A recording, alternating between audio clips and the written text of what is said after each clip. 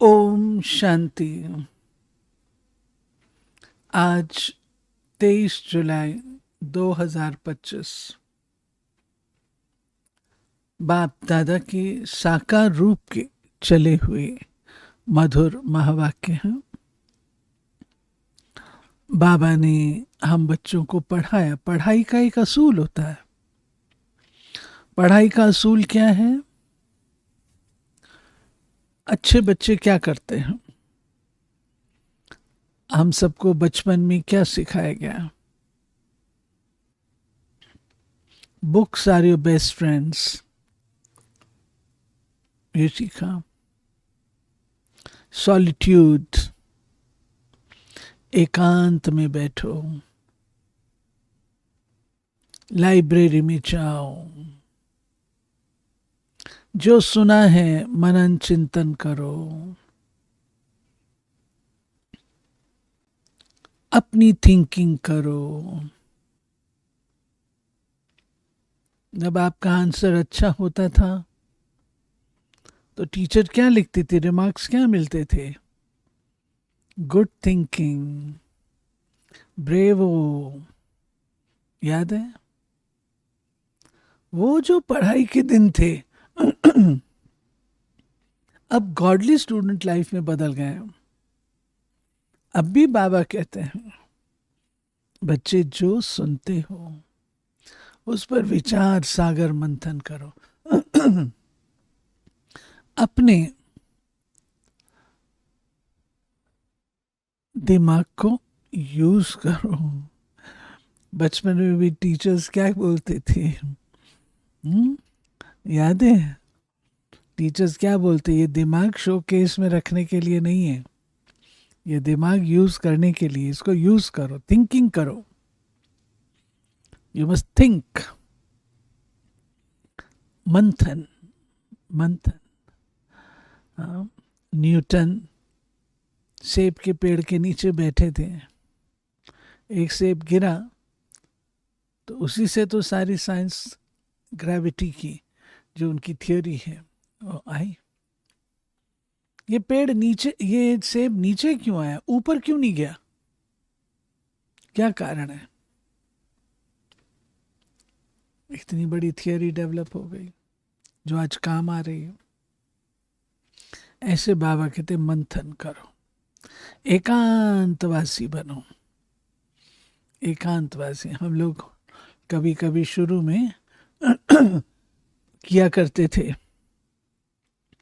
प्रश्न पूछते थे, आप कितने केले खा सकते हो? आप लोगों से भी पूछती हूँ, कितने केले खा सकते हो? तो कोई कहेगा 2, कोई कहेगा 3, कोई कहेगा। तो 5 केले कौन खा सकता है बताओ? 5 केले खाने की तो हिम्मत नहीं है। फिर कहते थे 5 केले माना अकेले हैं, अकेले आए हैं, अकेले जाना है, अकेले में बैठ के अकेले बाबा को याद करना। 5 हो गए। अकेले हैं, अकेले आए हैं, अकेले जाना है, अकेले में बैठ के अकेले बाबा को याद करना है। तो 5 केले, रोज 5 केले खाओ तो हेल्दी वेल्दी रहेंगे। ठीक है। सुनते हैं मीठे बाबा के आज के मधुर महावाक्य। मीठे बच्चे, जब समय मिले तो एकांत में बैठ विचार सागर मंथन करो। जो पॉइंट्स सुनते हो उसको रिवाइज करो। प्रश्न पूछा गया है, तुम्हारी याद की यात्रा पूरी कब होगी? उत्तर है, जब तुम्हारी कोई भी कर्मेंद्रियां धोखा ना दे, कर्मातीत अवस्था हो जाए, तब याद की यात्रा पूरी होगी। अभी तुमको पूरा पुरुषार्थ करना है, ना उम्मीद नहीं बनना है, सर्विस पर तत्पर रहना है। धारणा: सवेरे के समय आधा पौना घंटा बहुत प्यार व रुचि से पढ़ाई पढ़नी है। बाप की याद में रहना है। याद का ऐसा पुरुषार्थ हो जो सब कर्मेंद्रियां वश में हो जाए। सर्विस में दुख सुख मान अपमान ठंडी गर्मी सब कुछ सहन करना है। कभी भी सर्विस में थकना नहीं है।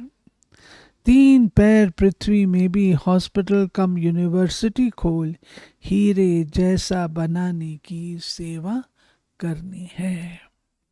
सच्चे आत्मिक स्नेह की अनुभूति कराने वाले मास्टर स्नेह के सागर भाव। जैसे सागर के किनारे जाते हैं तो शीतलता का अनुभव होता है, ऐसे आप बच्चे मास्टर स्नेह के सागर बनो तो जो भी आत्मा आपके सामने आए वो अनुभव करे कि स्नेह के मास्टर सागर की लहरें स्नेह की अनुभूति करा रही हैं। क्योंकि आज की दुनिया सच्चे आत्मिक स्नेह की भूखी है। स्वार्थी स्नेह देख देख उस स्नेह से दिल उपराम हो गई है। इसलिए आत्मिक स्नेह की थोड़ी सी घड़ियों की अनुभूति को भी जीवन का सहारा समझेंगे। स्लोगन: ज्ञान धन से भरपूर रहो तो स्थूल धन की प्राप्ति स्वतः होती रहे। ज्ञान धन से भरपूर रहो तो स्थूल धन की प्राप्ति स्वतः होती रहेगी। हमारी रुक्मणी दादी थी ना, तो रुक्मणी दादी कहा करती थी, जिस कन्या को ज्ञान सुनाना आता है, धारणा मुहूर्त, वो कहीं पर भी उसको बिठा दो, जंगल में बिठा दो, वहां पर भी वो हरा भरा कर देगी। ये दादी रुक्मणी कहा करते थे। अव्यक्त इशारे: जैसे सत्युगी सृष्टि के लिए कहते हैं एक राज एक धर्म, ऐसे अब स्वराज में भी एक राज अर्थात स्व के इशारे पर सभी चलने वाले हों। मन अपनी मनमत न चलाए, बुद्धि अपनी निर्णय शक्ति की हलचल ना करे, संस्कार आत्मा को नाच नचाने वाले ना हों, तब कहेंगे एक धर्म एक राज।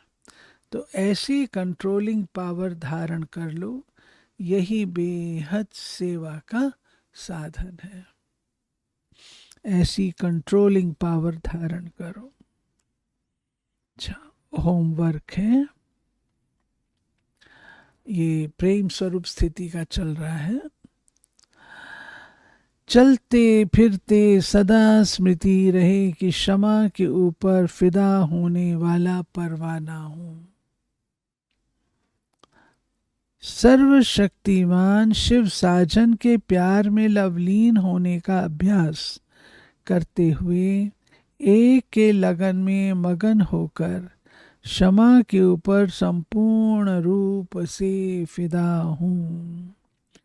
हमारी समर्पण स्थिति से प्रेरित होकर आत्माएं परवाना बन बाबा पर फिदा हो रही हैं। लवलीन स्थिति।